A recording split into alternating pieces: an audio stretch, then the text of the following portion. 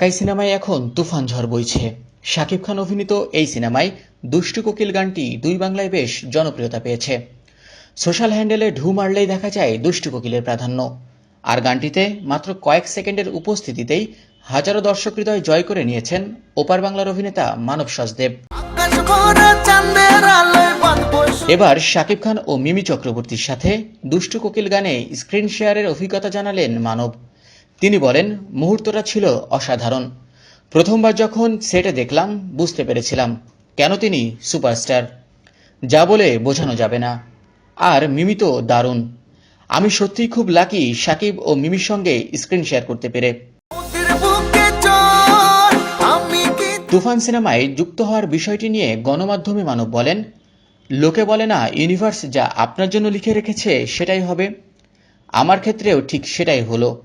হঠাৎ করেই অফারটা এলো আমার কাছে, আর এখন দেখুন মাত্র কয়েক সেকেন্ডেই সোশ্যাল মিডিয়ায় ভাইরাল।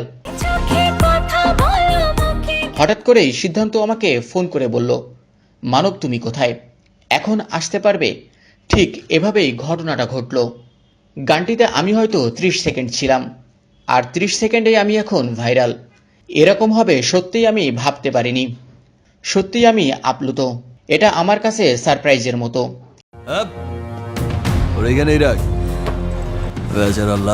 গুঞ্জন আছে তুফান 2 এর গল্প শুরু হবে মানবের আচমকা মৃত্যু থেকেই। এমন প্রশ্নের উত্তরে মানব জানান, তুফান সিনেমায় আমার চরিত্রটা ঠিক কি বলতে পারবো না, ওটা সারপ্রাইজ থাক। আর তুফান 2 নিয়ে তো কিছুই বলা যাবে না। পরিচালক ঠিক কিভাবে ভাবছেন সেটা তো আমি জানি না।